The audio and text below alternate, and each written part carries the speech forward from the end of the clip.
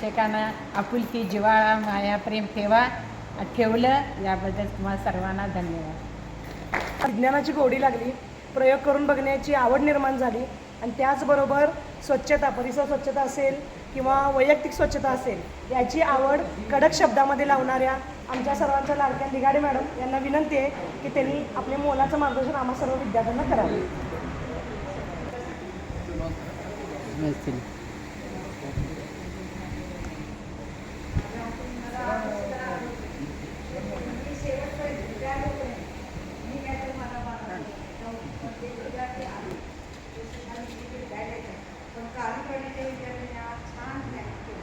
चेहऱ्याकडे बघून वाटते तुला किती रिक्षण होते. आता मुलं आमची पण मोठी झाली त्यांची घडी व्यवस्थित असेल काय म्हणजे माझ्या हातून काय तुम्हाला मी बोलले असेल ते समजावून तुम्ही घ्यावं. तुम्ही आज मला काहीच बोलायचं नाही कारण का किती जरी बोललं तर तुम्ही आज जसे आज समाधानानं बसलात ते कुठेतरी आम्हाला सार्थक म्हणजे वाटते की बाबा जुने विद्यार्थी अगदी व्यवस्थित सुटेबल आहेत असं इतकं समाधान मला वाटतं. नमस्कार सगळ्यांना. मॅडम वाकडे मॅडमचं वर्णन आपल्याला दोघींना माहीत आहे कारण मी आणि गीतांजलीचं आमचं क्रॉसिंग असायचं भाषणाला चौथीमध्ये असताना आणि दोघींना मॅडम सांगायचं की दोघीतलं चांगलं ज्याचं होईल त्याला स्पर्धेला पुढं पाठवणार आणि आम्ही दिवसभर भाषण पाठ करणार. मॅडमच्या सारखी मागं बुनबुन मॅडम आमचं बघा आमचं पाठ झालं आहे आणि आमच्या दोघीतलं सिलेक्शन करून कुठं चुकतंय ते बघून मॅडम आम्हाला केंद्राच्या असेल तालुक्याच्या जिल्ह्याला स्पर्धेला पाठवायचं. खऱ्या अर्थानं माझ्यामध्ये वक्तृत्व म्हणजे पहिलीपासून मी भाषण करत होते पण चौथीमध्ये मला वक्तृत्व कसं करायचं म्हणजे बोलणं वेगळं वक्तृत्व वेगळं हे मॅडमनी पटवून दिलं, समजावून सांगितलं आणि आज मॅडम जरा बऱ्यापैकी तयारी झाल्या माझी वक्तृत्वाची. सर्वांना जय जिनेंद्र.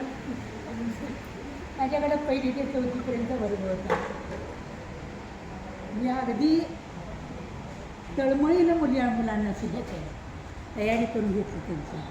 अगदी लेखनसुद्धा म्हणजे हाताला धरून पेन्सिल धरण्यापासून दोरगीत काढा म्हणजे तुमचं अक्षर चांगलं येईल असं सांगून त्यांच्याकडून वधवून लेखन करून घेतलं.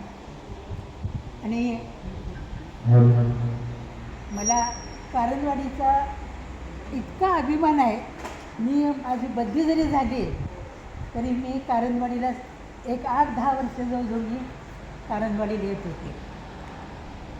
कारण त्या शोभा वाडकर त्या माझ्या ब्लाऊज शिवायच्या मला त्या म्हणायच्या बाई माझ्याकडे कशा टाकते. मी आता त्या निमित्तानं कारंजवाडीला येईन आणि कारंजवाडीत आल्यानंतर मला अगदी माझ्या गावात आल्यासारखं होतं आणि त्यामुळे मला कारंजवाडीची इतकी आठवण येते.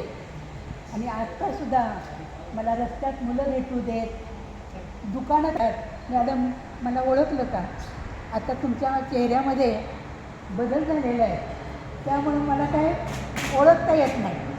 मग मीच विचारते नाव काय तुझं, मला काय ओळखलं नाही.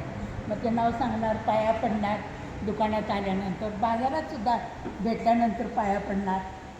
आणि हीच आठवण मीसुद्धा अशीच ठेवलेली आहे आणि तुम्हीसुद्धा आमच्याबद्दल असंच ठेवा आठवण.